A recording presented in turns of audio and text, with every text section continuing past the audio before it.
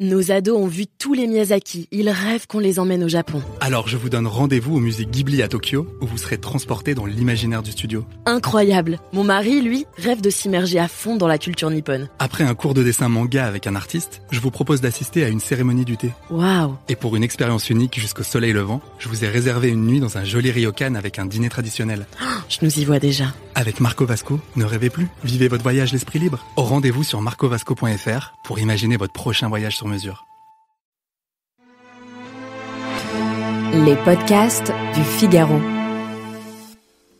Dans les poches de l'Atlantique, encore occupées par les Allemands à l'automne 1944, il y a aussi des civils. Ils seraient plus de 200 000 au départ et vivent un cauchemar.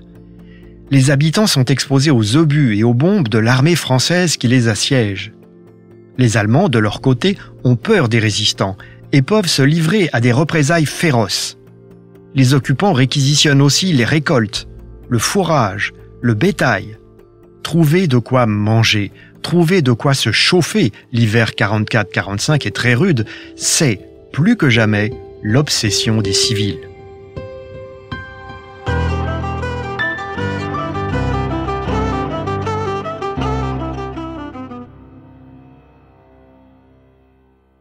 Les Allemands voudraient expulser les bouches inutiles et garder seulement les habitants dont ils ont besoin, les pêcheurs, les agriculteurs, les fonctionnaires en charge des services publics essentiels. Des accords, sous les auspices de la Croix-Rouge, permettent l'évacuation par convoi de plusieurs dizaines de milliers de civils.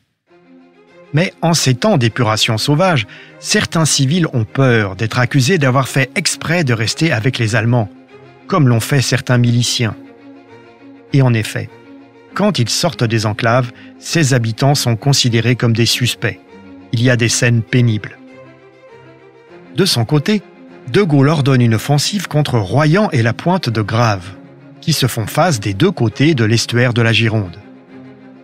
Mais en novembre 1944, Eisenhower lui-même reporte l'assaut parce que les Allemands contre-attaquent dans les Ardennes et en Alsace.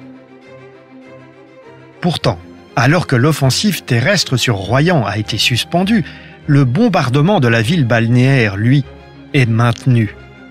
Il a lieu le 5 janvier 1945.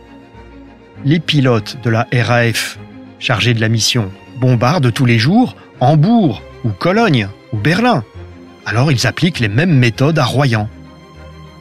6 Mosquito lancent 1200 fusées éclairantes pour baliser la zone. Puis, 300 Lancaster la survolent et larguent plus de 1500 tonnes de bombes explosives et 13 tonnes de bombes incendiaires en 2 vagues successives, séparées d'1 heure. On compte plus de 440 civils tués et autant de blessés. Or, seuls 47 Allemands auraient péri. L'essentiel de la troupe s'est retranché dans des ouvrages bétonnés qui l'a protégé. Le cauchemar des habitants de Royan n'est pas fini pour autant. Au printemps 1945, le Troisième Reich s'effondre. À la mi-avril, les Américains sont à Hanovre. Ils foncent sur Nuremberg. La fin de la guerre se profile. Pourtant, le 14 avril 1945, De Gaulle ordonne l'assaut sur la poche de Royan. Nouveau bombardement massif sur l'ensemble des positions de l'occupant, puis 25 000 soldats français s'élancent. Parmi eux, plusieurs milliers d'hommes de la 2e DB, malgré les protestations du général Leclerc, qui ne comprend pas qu'on lui prenne une partie de ses chars pour attaquer une poche de l'Atlantique plutôt que le cœur du Troisième Reich. À Royan, le dernier carré des Allemands se rend le 18 avril. Les combats ont fait 150 morts chez les Français et 500 chez l'occupant.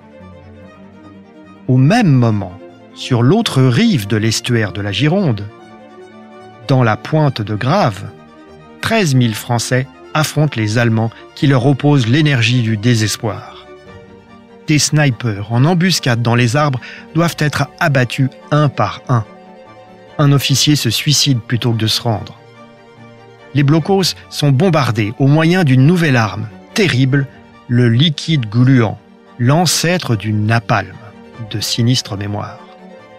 Les derniers défenseurs capitulent le 20 avril 1945. 10 jours plus tard, à La Rochelle, le 30 avril, le général de l'Armina ordonne l'assaut. Et les Allemands continuent à se battre à La Rochelle malgré la mort d'Hitler, annoncée par la radio de Berlin le 1er mai 1945. On se tue pendant encore 3 jours. Puis, le 4 mai, le grand amiral Dönitz, successeur désigné d'Hitler, ordonne à ses navires de se rendre aux Alliés de l'Ouest. L'amiral Schirlitz, qui commande les Allemands à La Rochelle, fait alors savoir le lendemain aux Français qu'il attend la capitulation générale allemande pour faire de même. Alors seulement, le général l'Armina suspend l'offensive et on attend. Le 6 mai, des délégations se rencontrent. Le 7 mai, c'est la signature de la capitulation de l'Allemagne à Reims. Les Rochelais sont en liesse, ils descendent dans les rues. Schirlitz fait consigner ses troupes et demande aux Français d'entrer à La Rochelle. Les hommes de l'Armina prennent possession de la ville le 8 mai. La capitulation entre en vigueur à 23h. L'amiral Schirlitz signe la reddition. Il s'adresse à ses hommes, puis se constitue prisonnier. Mais un officier français doit encore se rendre sur l'île de Ré avec un document qui prouve la cessation des hostilités à La Rochelle. Alors seulement, les 1600 Allemands et Italiens qui occupaient l'île de Ré acceptent de déposer les armes. Nous sommes le 9 mai 1945. Cette fois-ci, c'est vraiment fini.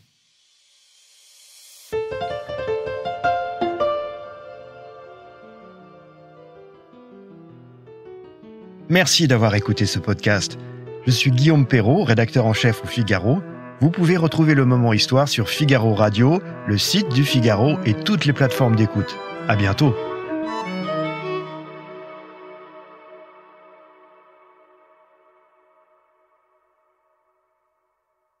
Nos ados ont vu tous les Miyazaki. Ils rêvent qu'on les emmène au Japon. Alors je vous donne rendez-vous au musée Ghibli à Tokyo, où vous serez transportés dans l'imaginaire du studio. Incroyable. Mon mari, lui, rêve de s'immerger à fond dans la culture nippone. Après un cours de dessin manga avec un artiste, je vous propose d'assister à une cérémonie du thé. Waouh. Et pour une expérience unique jusqu'au soleil levant, je vous ai réservé une nuit dans un joli ryokan avec un dîner traditionnel.